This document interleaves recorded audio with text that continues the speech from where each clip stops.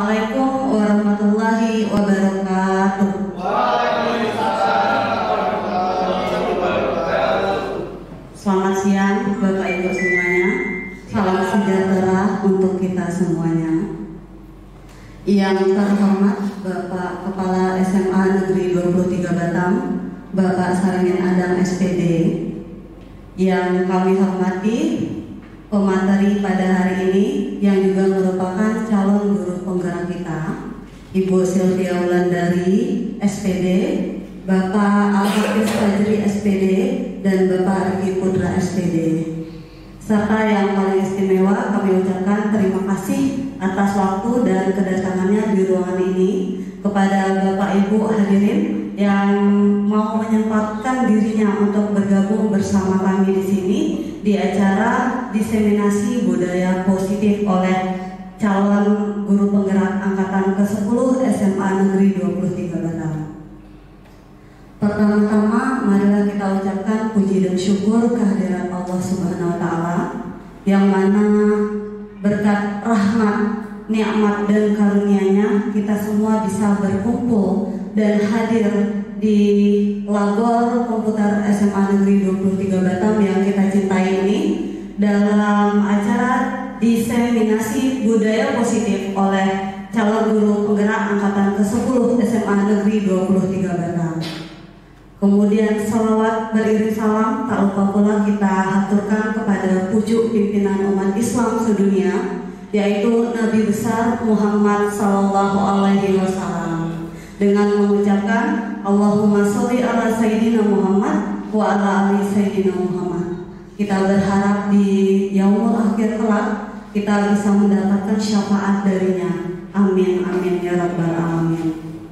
Baiklah Bapak Ibu hadirin yang berbahagia, sebelum memulai rangkaian acara kita pada hari ini, izinkan saya selaku MC membacakan rincian kegiatan kita pada hari ini. Yang pertama adalah pembukaan oleh MC, yang kedua sambutan oleh kepala sekolah, yang ketiga adalah penyampaian materi oleh calon guru penggerak, yang ketiga diskusi dan tanya jawab, serta yang terakhir adalah penutup oleh MC. Baik, tanpa memperpanjang kata-kata mukadimah, marilah kita mulai acara kita pada hari ini dengan membaca basmalah secara bersama-sama. Bismillahirrahmanirrahim. Semoga dengan pembacaan basmalah tadi bisa membuat acara kita pada hari ini berjalan dengan lancar. Amin ya rabbal alamin. Setelah pembukaan tadi, mari kita lanjutkan acara kita yang selanjutnya, yaitu sambutan oleh Bapak Kepala Sekolah SMA Negeri 23 Batam. Kepada yang terhormat Bapak Saringin Adang SPD, kami persilahkan. Assalamualaikum warahmatullahi wabarakatuh. Waalaikumsalam warahmatullahi wabarakatuh. Selamat siang. Salam sejahtera bagi kita. Bismillahirrahmanirrahim. Salatu wassalamu ala Rasulillah Muhammadin Abdillah. La haula wala quwwata illa billahil aliyyil azim. Allah Ta'ala fil Qur'anil Karim. Bismillahirrahmanirrahim. Ya ayyuhalladzina amanu minkum walladzina utul ilma darajat. Sallallahu alaihi. Para peserta CGP, Pak Hafiz, Pak Riki, dan Bu Silvi yang berbahagia. Kegiatan Bapak Ibu peserta dari kegiatan diseminasi pada hari ini. Tentunya sekitar puja dan puji syukur kita panjatkan kepada Allah Subhanahu wa taala yang Maha Kuasa. Alhamdulillah bisa hadir di sini dalam acara diseminasi budaya positif dari CGP 3 orang guru dari SMA Negeri 23 Batam. Selanjutnya selamat dan salam kita haturkan dari Bapak Bulan Malam Sallallahu Alaihi Wasallam serta CGP dan serta kegiatan diseminasi yang saya hormati. mengerti. Paling tidak ada beberapa terminologi atau peristilahan yang kita gunakan pada saat kita mendengarkan kegiatan yang berkenaan dengan guru penggerak. Ada juga sekolah penggerak. Paling tidak ada beberapa, salah satu di antaranya itu adalah budaya positif. Satu istilah yang sangat familiar bagi yang sudah mengikuti kegiatan CGP dan yang mengawalinya, dan kita sebagai bagian yang ingin disosialisasikan apa itu budaya positif. Kemudian juga ada sebuah istilah yang sering juga kita dengar dari kegiatan guru penggerak, yaitu transformasi. Kemudian juga ada satu lagi istilah yang juga sering dimunculkan, yaitu kolaborasi. Dan banyak lagi istilah-istilah yang lain yang muncul ketika kegiatan CGP ini. Kita mulai dengan budaya positif yang diseminasikan pada siang ini. Apa itu budaya? Itu yang mau dipositifkan. Budaya itu dia bermula dari sesuatu yang dipaksa. Kemudian bagi yang dipaksakan itu seolah-olah dalam tanda petik sebagai objek yang dipaksa, maka frame yang muncul dari mereka yang dipaksa adalah ada rasa terpaksa. Kan konsepnya itu dipaksa, kemudian yang bersangkutan itu dipaksa dan akhirnya dia terpaksa mengikuti apa yang menjadi bagian program. Kemudian keterpaksaan itu berlangsung secara kontinu dalam sebuah program yang kontinuitas. Dengan demikian maka keterpaksaan itu akan menjadi sebuah kebiasaan. Kebiasaan ini terus dipertahankan secara konsisten. Dengan demikian akan muncul menjadi karakter. Nah, jadi karakter ini terus menerus dipertahankan, maka menimbulkan energi positif yang melingkupi orang lain, yang melingkupi pihak lain. Apalagi kita yang sebagai penggerak, kita berada di tengah-tengah atau berada di depan, di belakang. Jadi karakter positif ini terus menerus dipertahankan, maka lama-lama dia akan menjadi sebuah culture. Inilah yang dalam bahasa kita disebut dengan budaya. Jadi sebenarnya budaya kemudian ditambah lagi dengan sebuah kata positif itu hanya mempertegas budaya yang disepakati dalam sebuah komunitas, di sebuah komunitas daerah misalnya, itu menurut komunitas di situ adalah positif. Sebuah budaya positif tentunya sudah melewati suatu program yang dipaksa, terpaksa, terbiasa, karakter, dan akhirnya menjadi budaya. Ketika ada tamu yang masuk ke sekolah kita yang kita cintai ini, dia melihat sesuatu karakter yang ada di lingkungan sekolah kita, maka dia akan kembali dengan membawa sebuah nuansa bahwa dia akan menyampaikan ke pihak yang lain bahwa kultur sekolah kita adalah titik. Yang mana tentunya kita mengawalinya dengan sebuah keterpaksaan. Dan dia harus dipaksa supaya timbul sebuah karakter, dan karakter ini harus dipertahankan. Dalam bahasa kerennya disebut dengan konsistensi. Dalam bahasa ideologi keagamaan disebut dengan istiqomah. Supaya apa? Tumbuh menjadi budaya, tentu positif. Inilah yang nanti akan didetailkan oleh tim CGP dengan satu filosofi yang nantinya akan diingatkan kembali kepada kita, yaitu filosofi dari Bapak pendidikan kita, siapa itu? Ki Hajar Dewantara, dengan 3 kalimat yang luar biasa. Nah, siapa yang Ki Hajar Dewantara? Rupanya Ki Hajar Dewantara ini adalah seorang putra raja dari Jawa,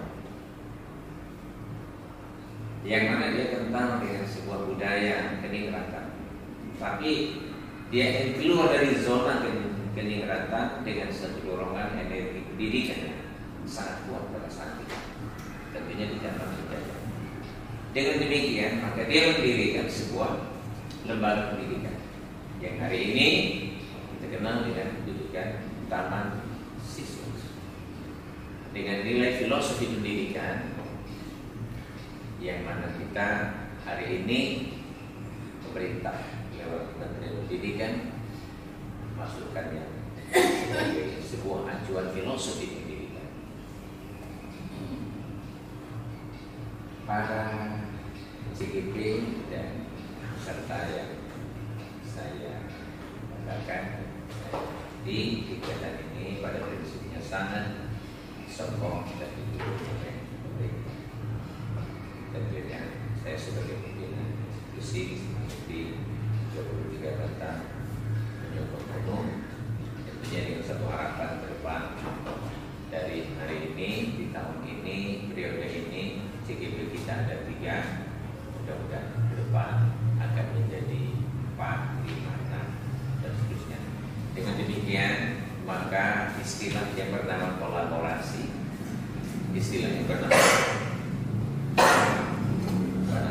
transformasi yang berangkat dari budaya positif senantiasa memberikan energi berdasarkan atas nilai filosofi dari Ki Hajar Dewantara, meningkatkan sumber daya dan kualitas pendidikan yang berada di sekolah kita yang kita cintai. Sedikit mau dikutip CGP dan peserta bahwa kalau kita hari ini berada di Eropa, maka filosofi pendidikan di Eropa itu dia bermula dari revolusi Perancis, sehingga dasar daripada filosofi pendidikan di Perancis yang akhirnya membudaya menjadi satu dasar filosofi pendidikan di Eropa itu adalah dia mulai dari sebuah kata kebersamaan. Kemudian kalau kita ke Amerika, kata-kata yang dimunculkan dari revolusi Amerika itu kata-kata sosialis dan kapitalis. Kalau Indonesia, filosofi pendidikannya adalah berasal dari nilai-nilai yang ditanamkan oleh Ki Hajar Dewantara. Hari ini kita akan mendapatkan detail dan budaya positif, tentunya ini yang akan kita kolaborasi dan kita akan adaptasi di dalam mengembangkan kurikulum di sekolah kita yang kita cintai. Dengan ini saya selaku pimpinan institusi menyatakan kegiatan diseminasi budaya positif CGP dari Pak Hafiz, Pak Riki, Bu Silvi, saya nyatakan dibuka secara resmi. Sama-sama kita membaca basmalah. Bismillahirrahmanirrahim. Tangan semuanya. Pantunnya saya titip ke MC. Terima kasih. Billahi taufiq wal hidayah. Assalamualaikum warahmatullahi wabarakatuh. Waalaikumsalam warahmatullahi wabarakatuh. Baik, siang-siang makan kedondong. Bapak Ibu, tepuk tangannya dong. Oke, kita ucapkan terima kasih banyak kepada Bapak Kepala Sekolah SMA Negeri 23 Batang atas sambutannya yang luar biasa yang telah disampaikan kepada kita semua. yang mana harapan beliau kelak adalah budaya positif yang nantinya akan dijelaskan oleh Bapak Ibu calon guru penggerak angkatan ke-10 bisa diterapkan dan menjadi budaya positif di SMA Negeri 23 Batang, dan tentunya Bapak Ibu hadirin bisa mengikuti budaya tersebut dengan baik. Amin. Baik, kita masuk ke acara selanjutnya, yaitu acara inti kita pada hari ini adalah penyampaian materi oleh narasumber kita yang merupakan calon guru penggerak angkatan ke-10. Materi yang pertama akan disampaikan oleh Bapak Al-Hafiz Fadri. Kepada Bapak Hafiz kami persilahkan.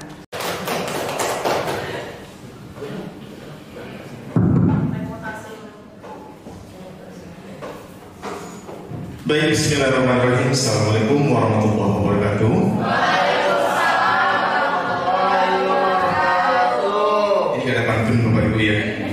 Ini mungkin sifatnya formal, jadi ini hanya murni penyampaian materi dari kami tentang apa yang telah kami peroleh dalam kegiatan guru penggerak yang sudah hampir berjalan lebih kurang 3 bulan sejak awal Maret ya.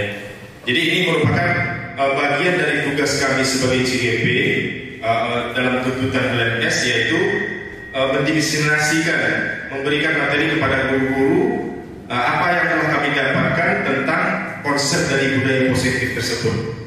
Nah, sebenarnya ini udah barang lama Bapak Ibu semua, ya, bukan barang baru lagi, cuman kemasannya berbeda. Apa yang sudah kita kerjakan di hari-hari dalam kehidupan sehari-hari, dalam kegiatan kita mengajar, berinteraksi dengan murid, itu sudah biasa kita lakukan. Cuman ya, ada muncul istilah baru ya. Nah, istilah baru lah mungkin lebih dikemas branding lagi, mungkin lebih dikemas dengan gaya yang lebih mengikuti perkembangan zaman. Lahirlah istilah yang namanya penerapan budaya positif ya. Seperti yang sudah dijelaskan oleh Pak Amin tadi, budaya itulah adalah sesuatu yang sudah mendarah daging ya, yang awalnya itu dipaksa. Awalnya itu memang dipaksa. Nah, akibat ke proses paksaan itu timbullah suatu yang namanya kebiasaan. Nah, kebiasaan itu sudah terpola sehingga dalam wujudnya terwujudlah dalam bentuk budaya. Nah, inilah yang mau kita bahas, itu tentang bagaimana penerapan budaya positif di lingkungan sekolah kita ini. Dan mudah-mudahan penerapan ini dapat berlangsung secara konsisten di semua lini sekolah kita. Baik, kita mulai yang pertama. Nah, apa saja itu bagian dari konsep inti dari budaya positif? Nah, ini ada 8 poin Bapak Ibu. Ya, ada 8 poin. Dimulai dari perubahan paradigma belajar. Yang kedua, bagaimana penerapan disiplin positif. Yang ketiga adalah nilai-nilai kebajikan. 4, kebutuhan dasar manusia. 5, motivasi perilaku manusia. 6, posisi kontrol guru. 7, keyakinan kelas. Dan terakhir itu adalah segitiga restitusi. Kami nanti akan saling bergantian dalam menyampaikan materi ini. Tidak semuanya, mungkin saya hanya sampai nanti di poin ketiga. Nah, kita lihat yang pertama, poin pertama, yaitu pembelajaran dengan paradigma baru. Nah, inilah inti dari kurikulum Merdeka ini Bapak Ibu ya. Sebelumnya kita hanya pembelajaran itu hanya bersifat hasilnya bersifat kognitif. Kita hanya bertumpu pada hasil ujian saja. Kita tidak melihat nilai-nilai esensi dari makna pendidikan yang telah dirumuskan oleh Bapak Pendidikan kita di Haji Dewantara. Nah, lewat paradigma baru ini muncullah yang namanya pembelajaran berdiferensiasi. Mungkin Bapak Ibu sudah sering, mungkin lebih tahu mungkin daripada saya. Saya aja baru tahu mungkin pembelajaran berdiferensiasi ini, ya. Nah, jadi pembelajaran berdiferensiasi ini istilahnya mungkin istilah yang baru kita dengar, tapi itu sudah sering kita lakukan, ya. Bahwa pembelajaran diferensiasi itu pembelajaran di mana pembelajaran yang kita lakukan itu sesuai dengan kebutuhan siswa, ya. Bagaimana kebutuhan siswa kita itu bisa terpenuhi melalui cara gaya belajarnya, melalui sikapnya, melalui kemampuan kognitifnya, afektifnya. Jadi kita ini dituntut untuk bisa melayani siswa sesuai dengan kebutuhannya. Jadi tidak semua kelas itu kita pukul rata, tapi kita mengajarkan sesuai dengan apa yang dibutuhkan oleh siswa. Maka muncullah kata-kata menghamba pada murid. Ya, nah, jadi menghamba pada murid itu kita bukan menghamba menyembah murid loh. Nah, tapi kita di sini adalah posisinya adalah memenuhi kebutuhan siswa dalam hal pembelajaran. Nah, bagaimana kita tahu kebutuhan belajar siswa itu? Itulah mulanya kita gunakan dengan asesmen diagnostik di awal pembelajaran untuk mengetahui potensi siswa di awal pembelajaran itu sehingga kita bisa memenuhi kebutuhan siswa dalam belajar. Nah, tujuan akhirnya apa? Yaitu untuk mewujudkan profil pelajar Pancasila. Nah, inilah dia profil pelajar Pancasila, ada 6 itu yang sudah sering kita gaung-gaungkan dalam keseharian kita. Lanjut balik. Nah, berikut kita masuk yang pertama tentang miskonsepsi tentang teori kontrol. Selama ini Bapak Ibu ya, kita merasa bahwa kita guru ini dalam posisi sebagai seorang yang betul-betul menguasai peserta didik, ya. Makanya kita selalu mengambil posisi teori kontrol ini sebagai posisi diktator. Maksudnya apa? Murid gak boleh protes, ya. Mau kita apain kayak, mau kita hajar kayak, mau kita hukum apapun, ya itu hak kita sebagai seorang guru. Guru selalu benar. Nah, inilah miskonsepsi yang salah selama ini kita terapkan. Sehingga kita beranggapan kalau murid kita judgment, kita hukum, kita berikan punishment, itu seolah dia patuh dan tunduk terhadap apa yang kita lakukan. Dan dia harapan kita nanti kan munculnya adalah murid itu akan menjadi siswa yang lebih baik setelah kita berikan hukuman. Ternyata itu hanya sebuah ilusi loh Bapak Ibu, ya. Ilusinya bagaimana? Perubahan yang terjadi itu hanya jangka pendek, tidak jangka panjang. Nah, ini disebut dengan ilusi itu, ya.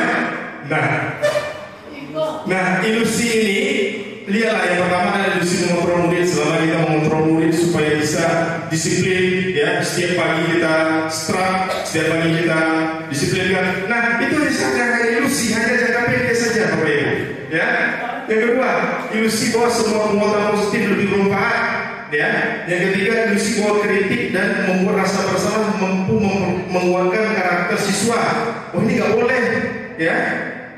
Yang membuat kritik, membuat rasa bersalah siswa, ya memang hanya sementara siswa mengakui kesalahannya. Tapi itu jangka panjang, lepas dari sekolah ini, itu terserah dia nanti mau berbuat apa. Nah, kira-kira seperti itu Bapak Ibu. Lanjut lagi. Nah, bagaimana cara mengubahnya itu?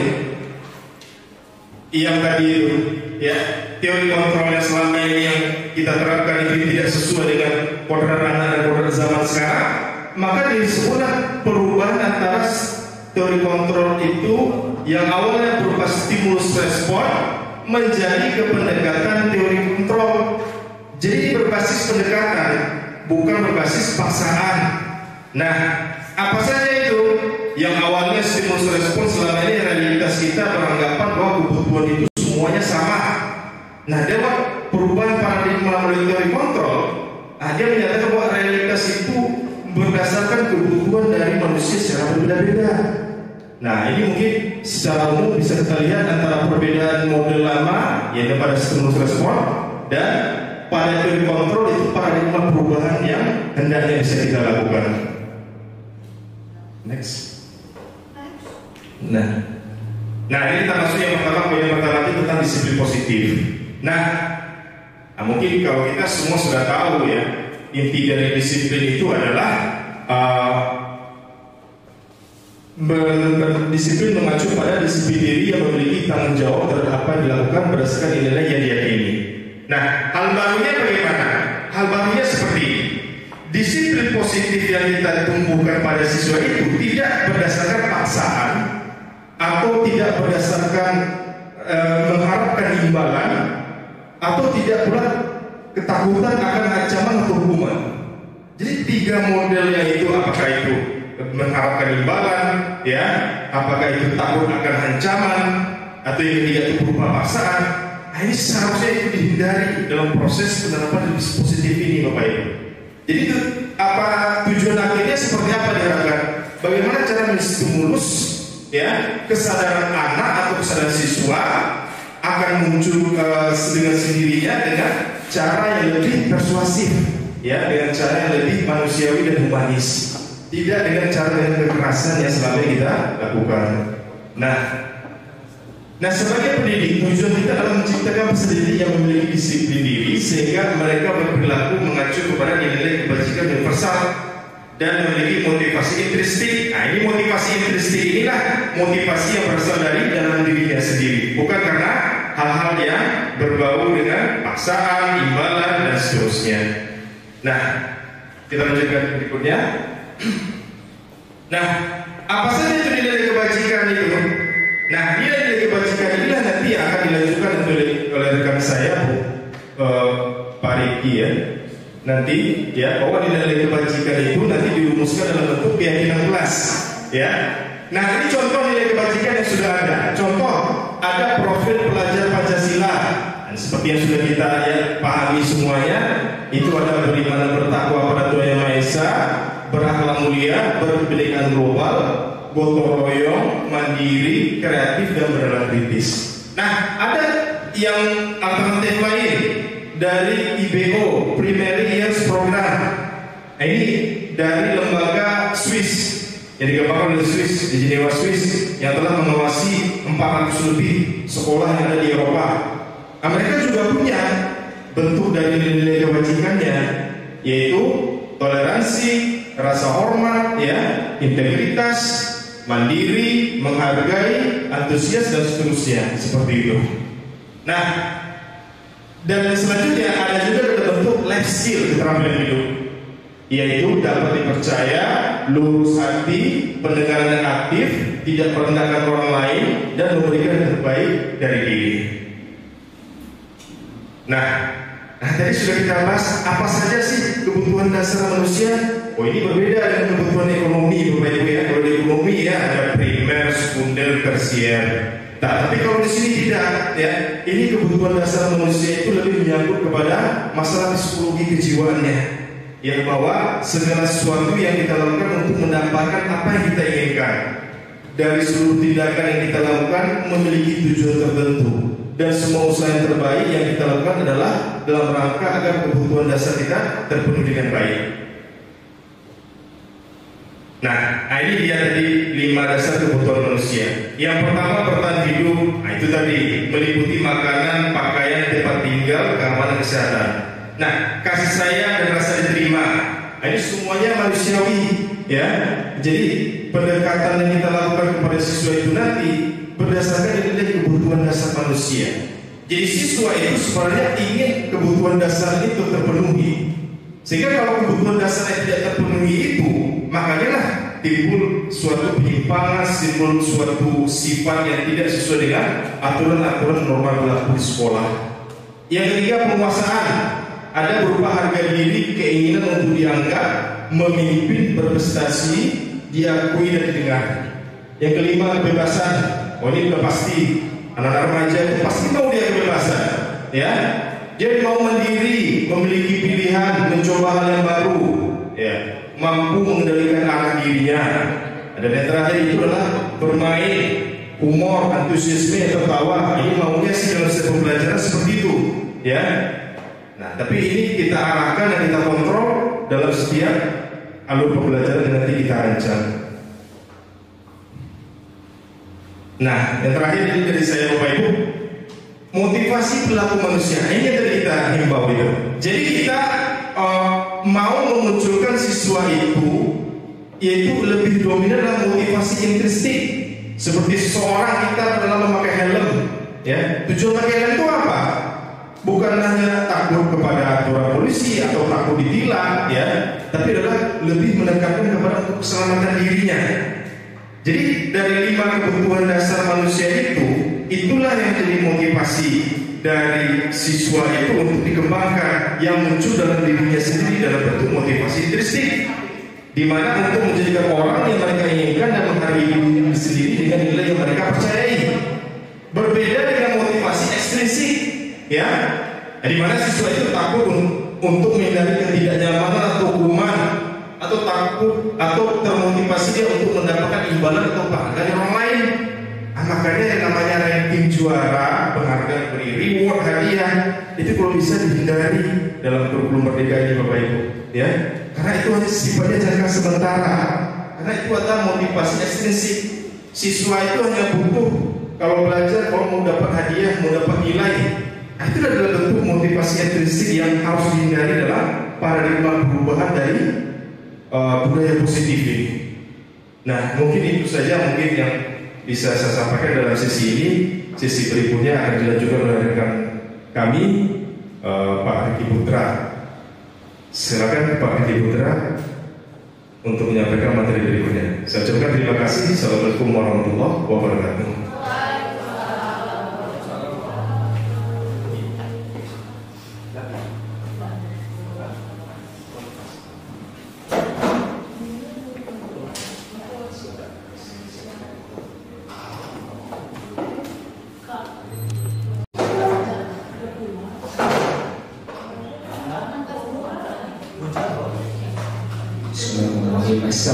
warahmatullahi wabarakatuh. Assalamualaikum warahmatullahi wabarakatuh. Selamat siang Bapak Ibu semua.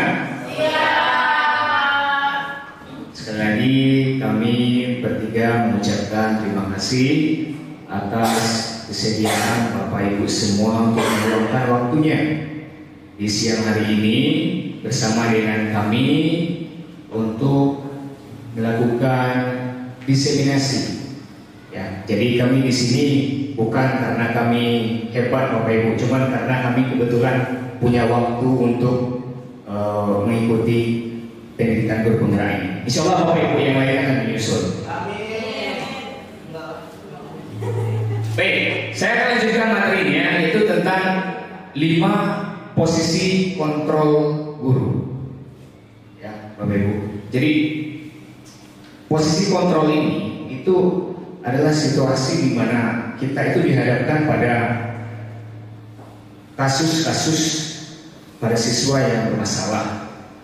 Maka kita akan menempatkan posisi kita itu sebagai posisi kontrol.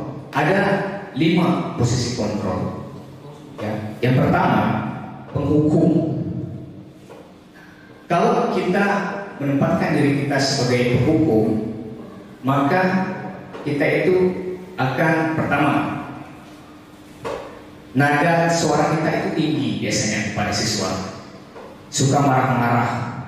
Nah, semua siswa itu dikenal oleh siswa itu sebagai guru killer gitu. Insya Allah di SMA kita nggak ada.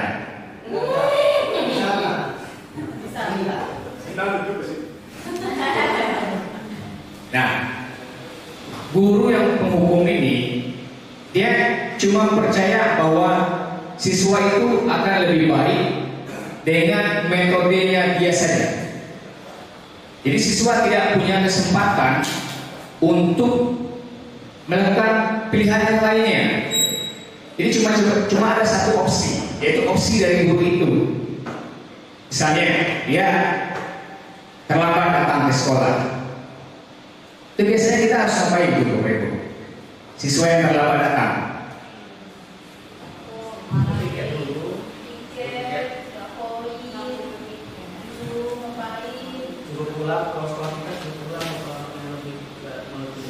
ya, berarti kan di SMA kita sudah lebih baik. Nah, di sekolah-sekolah lain, siswa yang terlambat datang itu disuruh untuk keliling lapangan basket, lari, gitu kan? Padahal tidak ada hubungannya. Dia terlambat datang sekolah. Kenapa kita disuruh untuk menghukum, disuruh untuk lari keliling lapangan basket? Apa hubungannya? Kalau misalnya dia terlambat jam pelajaran olahraga, tidak ikut pemanasan, mungkin kalau Pak Ardina itu sudah paham, disuruh keliling lari lapangan basket, cocok. Karena memang pada tepatnya. Tapi kalau pada pelajaran yang lain disuruh untuk keliling lapangan basket karena terlambat, atau disuruh hormat bendera, itu namanya kita menempatkan posisi kita pada posisi penghukum, di posisi yang paling bawah, ya. Nah, itu pertama. Yang kedua, adalah pembuat merasa bersalah. Pembuat merasa bersalah ini. Nah, kalau yang tadi hukum nada bicaranya tinggi, suka marah-marah. Kalau yang ini dia nada suaranya lembut, nada suaranya lembut dan membuat siswa itu merasa bersalah terhadap apa yang sudah dilakukannya. Jadi dia akan merasa tidak berguna.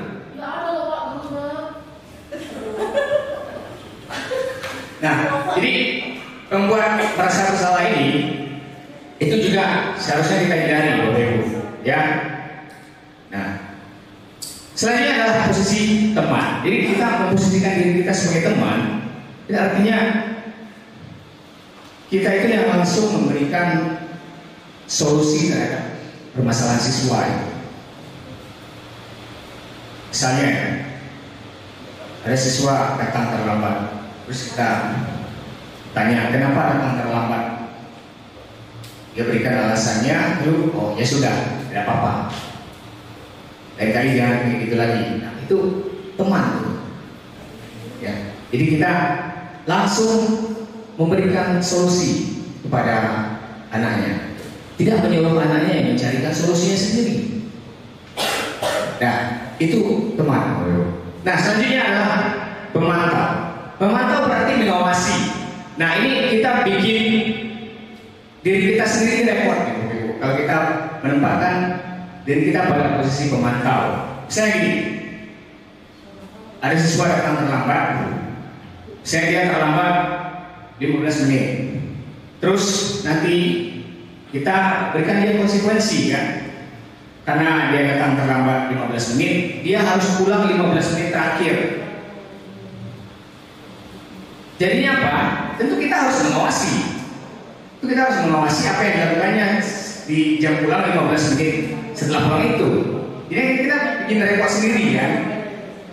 Sebetulnya bagus, dia menerapkan peraturan, dia menerapkan daftar-daftar peraturan disiplin. Apa yang dilanggarnya, apa konsekuensinya. Nah itu kalau orang yang menempatkan dirinya sebagai pemantau. Ya. Dan yang terakhir yang paling bagus itu adalah sebagai manajer. Manajer ini dia berproses bersama siswa. Jadi dia dengan siswa itu tidak langsung memberikan hukuman, tidak langsung memberikan solusi, tapi dia melakukan pendekatan dengan siswa tersebut. Misalnya dia datang terlambat, apa alasannya datang terlambat? Kemudian dia tanyakan, kira-kira solusinya bagaimana? Jadi siswa sendiri yang menyampaikan solusinya. Lalu apa yang akan kamu lakukan agar kesalahan ini tidak terulang lagi? Jadi siswanya yang muncul motivasi intrinsiknya sendiri untuk melakukan perbaikan di masa mendatang. Nah itu kalau kita menempatkan diri kita sebagai manajer. Ada baiknya kita lihat videonya. Ada contohnya Bapak Ibu, bagaimana 5 posisi kontrol ini. Ya Bapak Ibu silakan.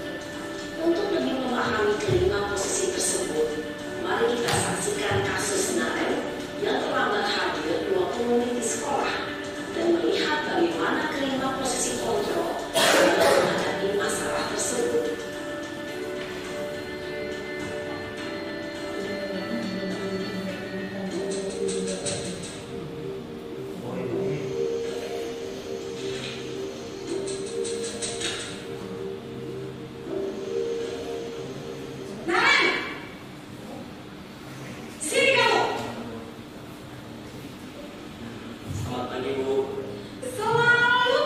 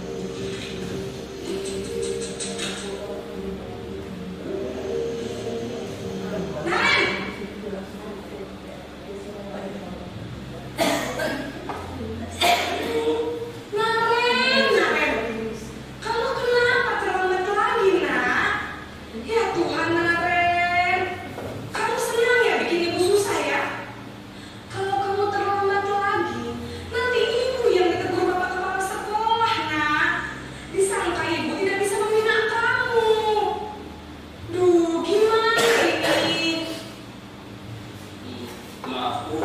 Lu Gusti Naren. Kamu suka ya punya ibu tegur bapak kepala sekolah? Terus, sekarang ibu harus tulis apa yang di buku absen? Ini kamu sudah sering terlambat loh. Ibu harus apa coba? Maaf Bu. Maaf sekali. Ya sudah, lain kali jangan bikin ibu susah lagi ya nak ya. Ibu tidak akan kuat lagi kalau kamu begini terus. Bisa jantungan kalau ibu tegur bapak kepala sekolah. Sana cepat ke kelas. Maaf ya Bu. Maaf sekali. Posisi membuat rasa bersalah, berbicara dengan nada tenang, cenderung lembut, namun kata-kata yang diutarakan membuat murid merasa menjadi orang yang gagal, memandang dirinya sendiri, merasa tidak berharga, dan tidak sanggup membahagiakan orang lain. Ketika guru mengambil posisi membuat rasa bersalah, murid akan menganggap dirinya yang bersalah dan ia akan menyimpan emosi negatif tersebut di dalam dirinya.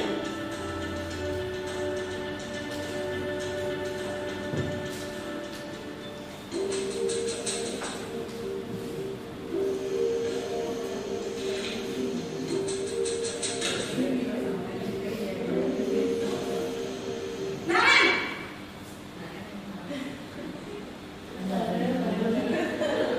Maaf ya Bu. Wah, sudah jam berapa ini nak? Terlambat lagi ya sayang. Habis ibu saya belum membangunkan saya Bu. Kamu malah menyalahkan ibu kamu. Kamu bukannya anak yang larinya paling kencang. Kok terlambat sih? Iya Bu. Saya memang terlambat bangun tadi. Jadi biarpun saya lari kencang, kencang. Ya sudah sana. Nanti lain kali larinya lebih kencang lagi ya. Biar gak terlambat lagi. Bikin senang ibu. Demi ibu. Bisa kan? Bisa Bu. Ya sudah sana masuk kelas. Ibu beresin urusan absen kamu. Kamu ini ada-ada saja. Dalam posisi aman, ia berbicara dengan nada suara ramah. Jika sadari untuk menjaga suasana tetap santai, murid akan merasa senang, aman, dan akrab dengan guru. Identitas yang tercipta adalah identitas sukses atau berhasil. Karena identitas itu eksternal, maka ada satu ketergantungan baik murid kepada orang tertentu itu. Di sini, absennya, sehingga di lain waktu, murid bisa berperilaku baik. Namun hanya baik, tentu saja.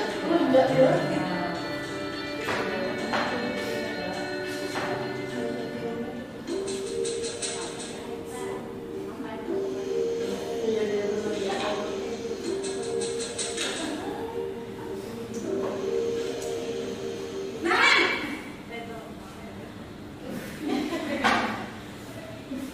Selamat pagi Bu.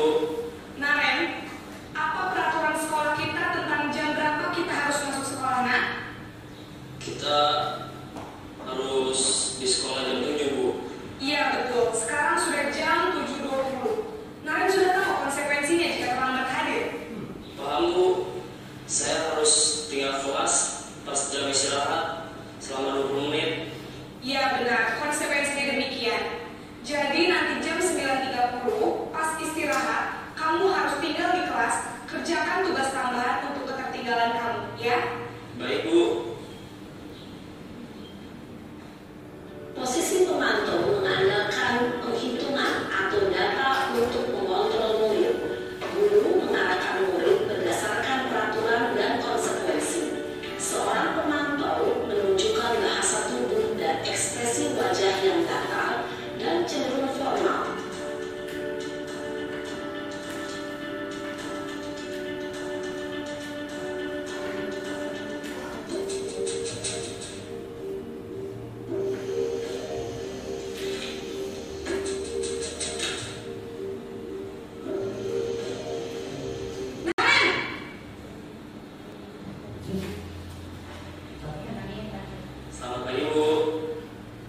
lagi, Naren? Maaf Bu, saya terlambat. Iya, sekolah masuknya jam 7, sekarang sudah jam 7.20. Jadi sekarang bagaimana ini, Naren? Maaf Bu, saya lupa setelah alarm saya semalam. Baiklah, menurut kamu, keyakinan sekolah yang mana yang perlu kamu tingkatkan? Menghargai diri sendiri dan orang lain mungkin ya Bu.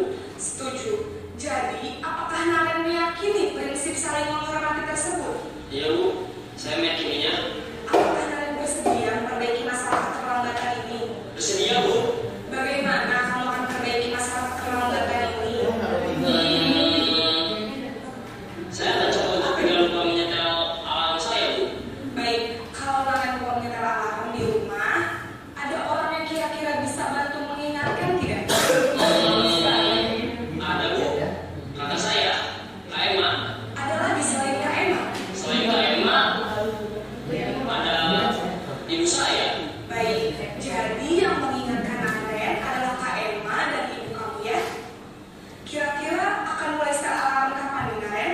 Setelah pulang sekolah, akan segera saya lakukan. Baik, jadi Naren akan setel alarm untuk bangun besok pagi dan akan diingatkan oleh kakak dan ibunda Naren ya. Ada lagi yang mungkin perlu dilakukan, Naren, agar tidak terlambat bangun lagi. Tidak ada Bu. Baik, Naren, terima kasih untuk kerjasama kamu. Sekarang kamu perlu kembali ke kelas untuk belajar. Baik Bu, terima kasih.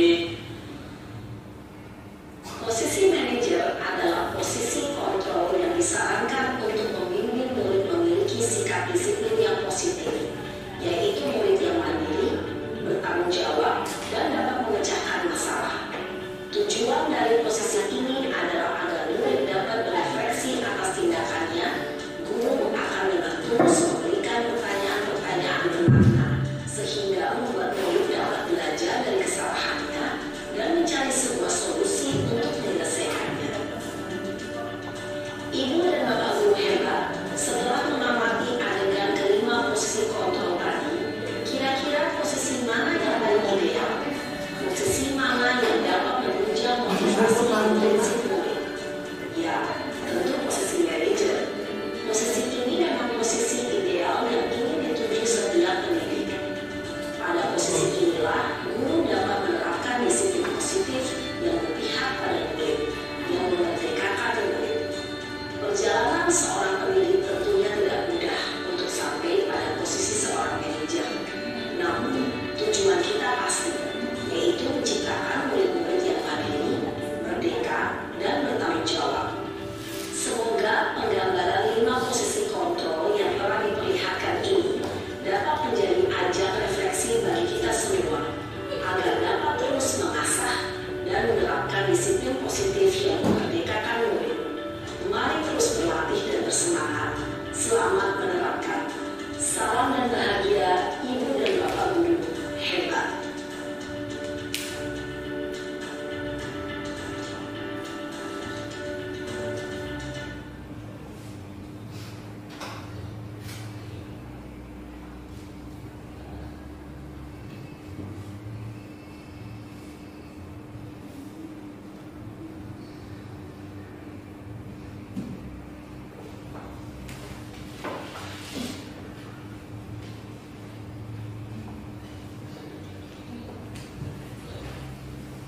Baik Bapak Ibu, setelah kita mengamati video tadi,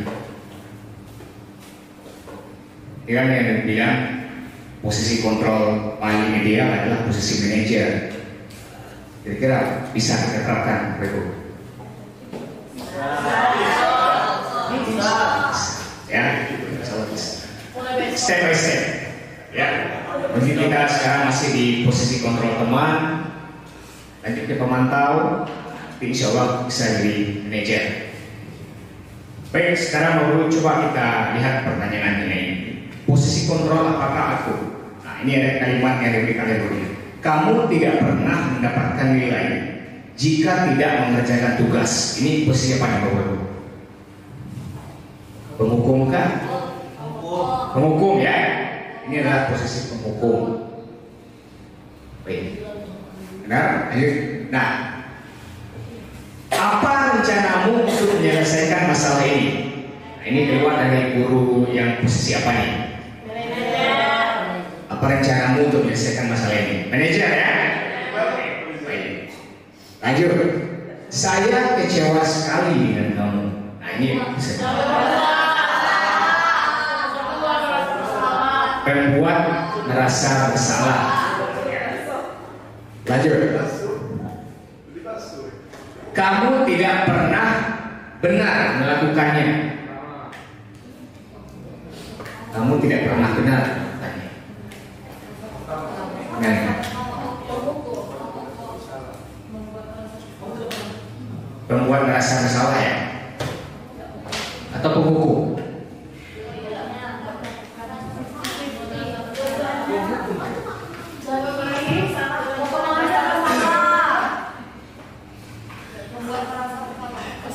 Ya mungkin lebih cenderung ke membuat merasa bersalah ya. Karena dia bilang kamu tidak pernah benar melakukan. Jadi anaknya akan merasa bersalah. Selanjutnya, ayolah lakukan demi bapak atau ibu ya. Nah, ini teman ya. Ini teman. Ini nadanya itu nada ramah ya. Ada senda guraunya. Nah itu posisi teman. Oke, lanjut. Selanjutnya keyakinan kelas. Nah sekian dari saya Bapak Ibu ya. Selanjutnya akan dijelaskan oleh Ibu Sakti. Terima kasih Bapak Ibu atas perhatiannya. Assalamualaikum warahmatullahi wabarakatuh.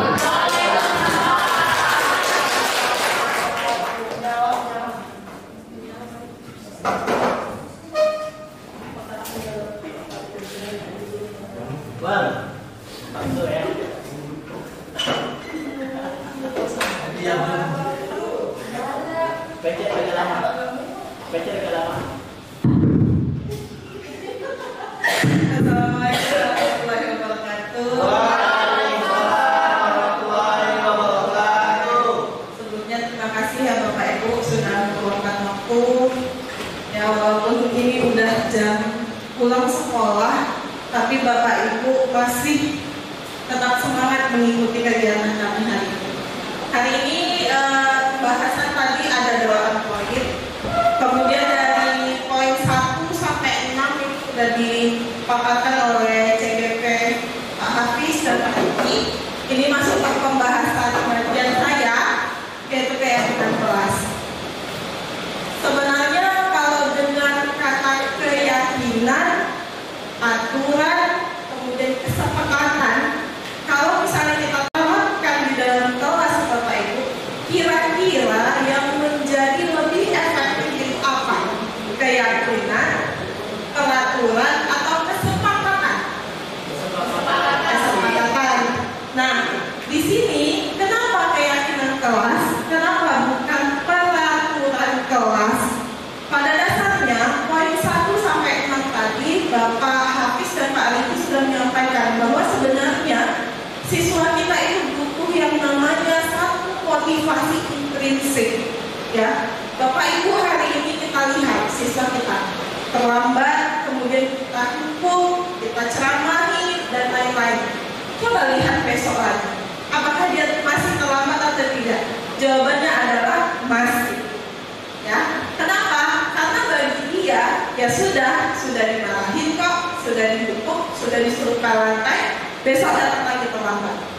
Apakah siswa yang seperti itu yang kita mau Bapak Ibu? Bukan, tidak kan?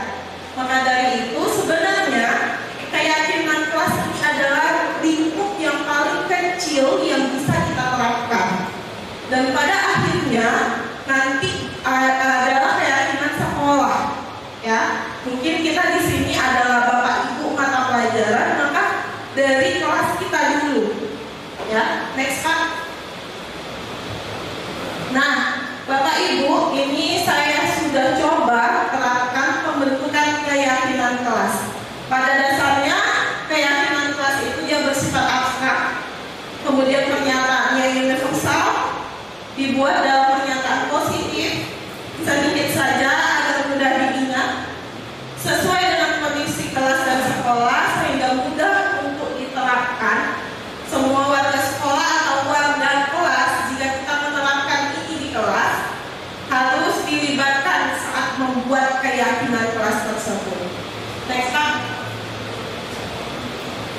Nah, Bapak Ibu bicara dari keyakinan kelas tadi.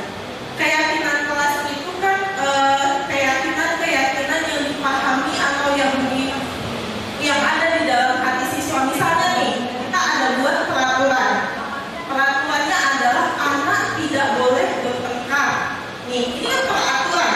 Anak tidak boleh bertengkar atau anak mengikuti pembelajaran dengan baik. Yang buat siapa? Yang buat kita. Tentu anak itu secara tidak langsung mengikuti aturan yang kita buat. Sama yang seperti yang disampaikan Pak Hafiz, bahwa ketika kita mengontrol orang lain, itu adalah ilusi, Bapak Ibu. Pada dasarnya kita tidak bisa mengontrol orang lain. Kalau misalnya kita mengontrol anak, berarti anak itu mengizinkan dirinya untuk kita kontrol. Coba Bapak Ibu sendiri, ada aturan seperti ini, tetap saja kontrol itu ada pada diri Bapak Ibu. Nah, yang kita mau adalah ketika membuat keyakinan kelas itu tadi, itu datang dari keinginan anak itu sendiri. Sehingga ketika dia melanggar apa yang dia yakini, itu jatuhnya ke dalam dirinya sendiri, bahwa dia sudah melanggar apa yang dia yakini. Nah, ini ada yang namanya materi segitiga restitusi, Bapak Ibu. Sebenarnya materi segitiga restitusi ini, kalau dalam penerapannya, saya yakin bahwa Bapak Ibu sudah menerapkan semuanya yang ada di segitiga restitusi. Tapi coba kita bahas ya Bapak Ibu ya. Yang pertama adalah segitiga restitusi ini adalah proses dialog yang dijalankan oleh guru agar dapat menghasilkan murid yang mandiri dan tanggung jawab. Ada 3 prosesnya. Yang pertama itu adalah menstabilkan identitas. Kemudian ada validasi tindakan yang salah, dan yang ketiga ada menanyakan keyakinan. Nanti kita bahas step by step-nya Bapak Ibu, mana yang merupakan tahapan menstabilkan identitas, kemudian validasi tindakan yang salah, kemudian menanyakan keyakinan. Yang pertama Bapak Ibu, ketika kita memproses anak yang ada masalah, kita coba nanti memprosesnya dengan menerapkan segitiga restitusi ini. Ya, kenapa? Karena pada dasarnya menerapkan segitiga restitusi ini, kita tidak ingin menjadikan anak itu gagal. Ketika anak berbuat salah, sebenarnya di dalam diri mereka pasti merasa, oh saya sudah berbuat salah. Mereka sadar. Tapi kita sebagai seorang guru tidak seharusnya malah menjudge mereka. Ya, kamu memang salah, seperti itu. Kita kalau bisa tidak dilakukan lagi Bapak Ibu. Yang pertama kita coba terapkan adalah namanya menstabilkan identitas. Contohnya seperti ini Bapak Ibu. Berbuat salah itu wajar. Misalnya ya, ketika ada anak yang kita proses, kita coba dengan menstabilkan identitas dulu. Artinya apa? Dengan menstabilkan identitas ini Bapak Ibu, anak yang salah tadi tidak sepenuhnya dia merasa gagal. Kita bangkitkan lagi dia, ya, tidak langsung kita judge, oh yang salah dan lain-lain. Jadi ibaratnya dia masih punya harapan seperti itu. Tidak ada manusia yang sempurna. Bapak Ibu juga pernah kok melakukan salah seperti itu. Kemudian Bapak tidak mau mencari siapa yang salah, tapi Ibu Bapak ingin mencari solusi dari permasalahan ini. Kemudian kamu berhak kok merasa begitu, seperti itu Bapak Ibu. Jadi ketika kita proses siswa menggunakan segitiga restitusi ini, pada tahap ini kita tidak langsung menjudge anak dan lain-lain, tapi kita coba stabilkan diri mereka. Kita coba kelola emosi kita. Kemudian yang kedua Pak, tahapannya next. Yang kedua adalah validasi tindakan yang salah. Kemudian di tahap yang kedua ini Bapak Ibu, baru kita coba tanya apa sih alasannya. Setiap anak itu melakukan kesalahan pasti ada alasannya. Kita coba tanya, kamu pasti punya alasan mengapa melakukan hal itu.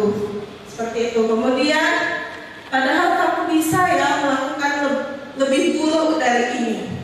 Seperti itu. Itu tahapan dari validasi tindakan yang salah.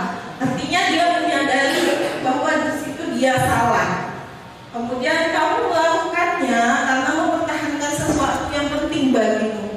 Tapi artinya di sini pada tahapan ini kita tidak boleh langsung ya kamu seperti ini, enggak. Tapi kita coba, memang dia salah, tapi kita coba bangkitkan kembali semangatnya. Itu Bapak Ibu. Lanjut Pak. Yang ketiga itu adalah tahapannya menanyakan keyakinan. Setelah dia validasi apa yang dia lakukan, mengapa dia seperti itu, kemudian kita validasi menanyakan keyakinan. Kenapa?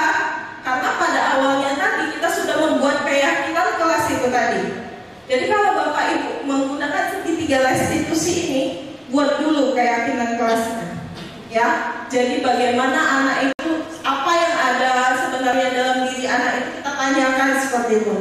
Nah, keyakinannya apa contohnya? Apa keyakinan kelas kita seperti itu? Apakah kamu lupa dengan keyakinan yang telah kita buat seperti itu contohnya? Kemudian seperti apa gambaran sebuah kelas yang ideal menurut kamu? Itu adalah contoh dialog dari menanyakan keyakinan. Ini adalah contoh video yang saya buat Bapak Ibu. Ini hanya contoh ya Bapak Ibu.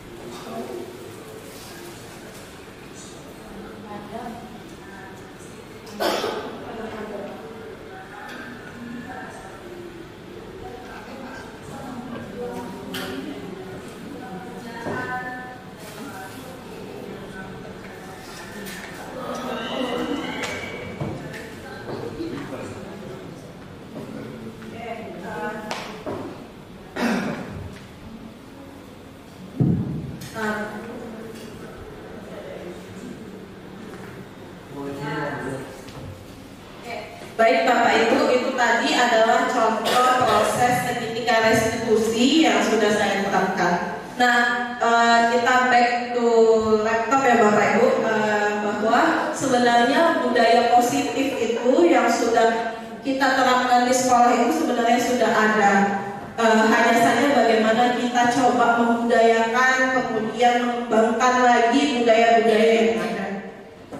Contoh-contoh sederhananya itu adalah contohnya ada upacara bendera yang kita lakukan setiap hari Senin, kemudian kegiatan yasinan bagi siswa kita yang beragama Islam, kemudian ada kegiatan ibadah juga bagi siswa kita yang beragama non-Muslim. Itu merupakan suatu contoh dari penerapan budaya positif yang sudah ada di sekolah. Kemudian salah satunya juga kita sudah menerapkan yang namanya literasi. Itu contohnya adalah literasi sebelum belajar. Next Pak. Kemudian kalau saya di CGP ada mengangkat satu program, namanya program Rempah Bapak Ibu, karena di sini yang ingin saya jadikan budaya positifnya adalah bagaimana anak-anak di lingkungan sekolah sadar kebersihan sekolah. Karena sama-sama kita tahu ya Bapak Ibu, bahwa anak-anak kita sangat abai terhadap sampah. Jadi saya coba mengangkat program yang namanya Rempah dengan itu adalah singkatan dari Raih 6 Sampah Bapak Ibu. Nanti mungkin saya butuh bantuan dari Bapak Ibu semua untuk kita bisa melaksanakan program ini kemudian menjadi satu budaya di sekolah. Kemudian berdoa sebelum belajar. Ini merupakan salah satu contoh budaya positif. Tapi kita tidak sadar bahwa itu adalah budaya. Ya, ternyata sudah diterapkan di sekolah kita. Kemudian 5S yaitu salam, sopan, santun, senyum, sapa. Itu juga merupakan budaya positif Bapak Ibu yang sudah ada di sekolah kita. Next Pak. Ini dia Bapak Ibu. Kenapa bentuk budaya positif yang kita terapkan itu adalah keyakinan kelas, bukan peraturan kelas. Karena kalau peraturan itu biasanya datang dari Bapak Ibu gurunya. Tapi kalau keyakinan kelas itu adalah keyakinan yang datang dari siswanya. Sehingga ketika mereka menerapkan keyakinan tersebut, mereka menerapkan dan menjalani apa yang mereka yakini, bukan karena takut dengan kita sebagai Bapak Ibu gurunya. Jadi karena suatu keyakinan itu akan lebih memotivasi seseorang dari dalam atau motivasi secara intensif. Kemudian seseorang akan lebih tergerak dan bersemangat untuk menjalankan keyakinannya daripada hanya sekedar mengikuti serangkaian peraturan yang mengatur mereka harus berlaku begini atau begitu yang membuat ketidaknyamanan dan keterpaksaan. Karena tanpa kita sadari Bapak Ibu, ketika kita membuat peraturan kemudian anak menjalankan, pasti ada anak itu yang berontak di belakang. Tapi kalau di kelas kita saja, misalnya kita buat satu keyakinan kelas, anak itu yang membuat, meyakini, kemudian tentu saja ya Bapak Ibu, keyakinan yang dibuat itu harus sesuai dengan norma-norma yang ada. Jangan anak yang membuat kemudian suka-suka mereka membuat apa gitu kan. Tapi harus kita dampingi, kita fasilitasi dengan sesuai dengan norma-norma dan aturan yang ada di sekolah. Udah bisa? Baik Bapak Ibu, karena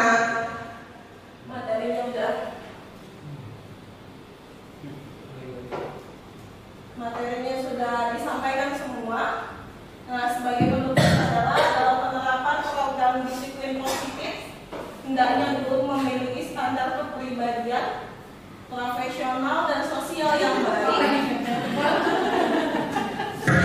di mana guru mampu merefleksi dirinya dalam posisi kontrol saat ini.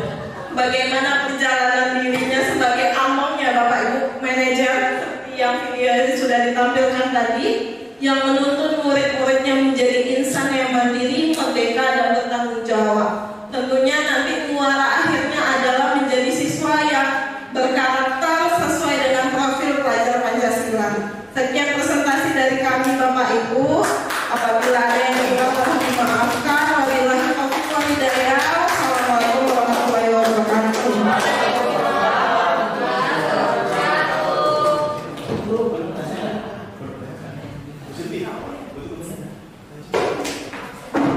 Agnes, Bu Silvi dan Pak Riki memang mantap. Mari kita berikan tepuk tangan untuk ketiga calon guru penggerak SMA Negeri 23 Batam angkatan 10 Bapak Ibu. Materinya sangat bermanfaat, sangat memotivasi sekali. Kita berharap setelah diseminasi ini kita bisa menerapkan budaya positif yang telah dijelaskan oleh ketiga calon guru penggerak kita tadi. Amin. Masih semangat Bapak Ibu? Masih. Baik, tapi sayangnya acara kita sampai di sini. Dengan berakhirnya pemaparan materi dari CBP 3 tadi, yaitu dari Bu Silvia Wulandari, maka berakhir pula acara kita pada hari ini. Saya selaku MC mohon maaf apabila ada salah kata saya dalam membawakan acara kita pada hari ini. Dan ucapan terima kasih tentunya kepada Bapak Ibu yang telah berkenan untuk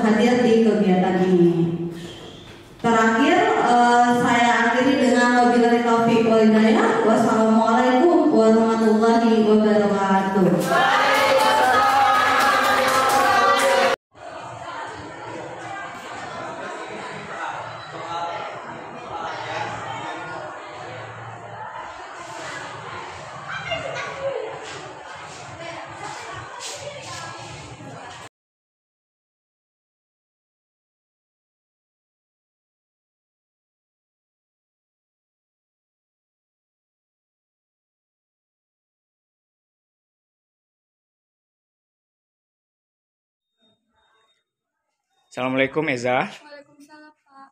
Bagaimana kabar Eza hari ini? Alhamdulillah baik, Pak. Bisa datang temui Bapak sebentar? Bisa, Pak. Eza, Bapak memanggil Eza karena tadi ada laporan dari kami guru biologi kalau Eza tidak mengumpulkan tugas kemarin. Benar seperti itu ya? Iya benar, Bapak. Apakah Eza mengetahui ada tugas untuk mapel biologi? Bapak ada tugas bab 1 dan kemarin adalah deadline-nya. Baik Eza, setiap orang itu pasti pernah berbuat salah. Tidak mengumpulkan tugas itu juga pernah dilakukan oleh anak yang lainnya. Tapi apakah Eza tahu bahwa Eza melakukan pelanggaran? Bapak, saya sadar kalau saya salah. Saya tidak mengerjakan tugas bab 1 mapel biologi. Kira-kira alasan apa yang membuat Eza tidak menyerahkan tugas itu? Saya tidak memanfaatkan waktu saya dengan baik, Pak. Di rumah saya lebih sering bermain daripada belajar dan mengerjakan tugas sekolah. Selain itu, saya juga sadar kalau ada tugas biologi karena tidak menuliskannya di catatan. Oke, baik. Bukannya kemarin kita sudah buat kesepakatan kelas ya? Apakah masih ingat kesepakatan kelas yang sudah kita buat? Baik, Pak, ingat. Minta tolong disebutkan yang Eza ingat. Disiplin, tanggung jawab, saling menghormati, menjaga kejujuran, dan rajin beribadah. Apakah Eza meyakini nilai kesepakatan kelas yang sudah kita buat itu? Ya, Bapak, saya sangat yakin. Baik. Berarti kalau tidak mengerjakan tugas, maka tidak sesuai dengan keyakinan yang mana? Tidak sesuai dengan keyakinan bertanggung jawab, Bapak. Baik, Alhamdulillah jika Eza sudah mengetahui kesalahan dan meyakini keyakinan kelas kita. Apakah Eza bersedia memperbaiki kesalahan ini? Bapak, saya bersedia. Apa yang akan Eza lakukan untuk memperbaiki kesalahan ini? Buat catatan tentang daftar tugas dan segera menyelesaikannya saat pulang sekolah tanpa menunda lagi. Saya juga akan mengimbangi waktu belajar dan bermain saat berada di rumah. Untuk tugas biologi ini, saya akan mengerjakannya dan menyerahkannya pada Bu Ami. Tentunya saya akan meminta maaf terlebih dahulu. Alhamdulillah. Bapak sangat menghargai usaha Eza untuk memperbaiki diri. Semoga untuk kedepannya hal ini tidak terulang lagi ya. Tetap semangat ya Eza. Iya Bapak, terima kasih. Insya Allah saya berusaha bertanggung jawab dan disiplin membagi waktu.